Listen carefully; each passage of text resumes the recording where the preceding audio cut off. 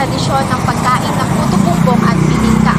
At ngayon, tayo ay nasa Malolos, Bulacan upang bisitahin ang Aling Lucy's Special Puto Bumbong at Bibingka. Ito ay nagsimula pa noong 1979 at patuloy na nagdadala ng paboritong pagkaing Pinoy.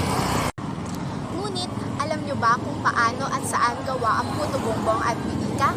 Tara, kilalanin natin ang isa sa mga nagtitinda dito.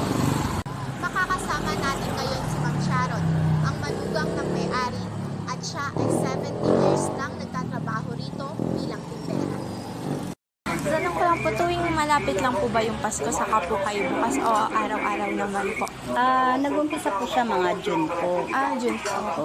Dati po kasi mga September na po nag-uumpisa, August, gano'n. Ito pong mga ilang taon na rin, 3 years na siguro, nag-uumpisa na kami ng June. Bakit po naisipan niyo po na June pa lang po? Diba po kadalasan, tuwing bare months pa po, hinahanap po ng mga tao po yung puto bumbong, saka po yung bibingka.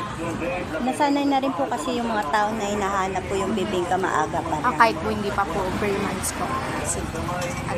Paano niyo po napapanatili po yung murang presyo po ng bibingka sa puto bumbong sa kabila po ng mga pagtaas po ng mga bilihin po na nilalagay niyo din po o mga sangkap po na ginagamit? Apo, yun, wala naman po siyang binago. Yun nga lang po, itanaas po ng konti kasi hindi na rin po kasi kaya nung budget yung pinapamili na sangkap nagtaasan na lahat. Nararamdaman nyo, sa paglipas po ng panahon, nararamdaman nyo po ba yung pagbabago po ng mga bilang po ng mga customer nyo, kung kumukunti po ba o dumadami po? Actually naman po sa ngayon naman po parang dumadami pa po sila. Hindi naman po Hindi naman nauubusan. po sila Ayon pa kay Ma'am Sharon, pagkatapos ng Kapaskuhan, sarado ang Aling Lucy's Special Puto Bumbong at Bibingka mula Enero hanggang Mayo. Ibig sabihin, wala rin silang trabaho sa mga panahong ito. Sa kabila ng kanilang pagsisikap na panatilihin ang abot-kayang presyo, naaapektuhan din sila ng patuloy na pagtaas ng bilihin. Ayon kay Ma'am Sharon, tumaas ang presyo ng kanilang mga sangkap, kaya't kinailangan ding itaas ang presyo ng kanilang produkto. Kung dati ay 35 pesos lamang ang isang puto bumbong, ngayon ay nasa 45 pesos na ito.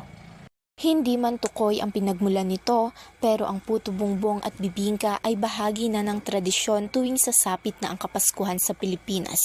Sa bawat kagat ng puto bumbong na may ubing malagkit at matamis na kalamay at bibingka na may malasa at mainit na laman, muling nanunumbalik ang mga masasayang alaala ng Pasko.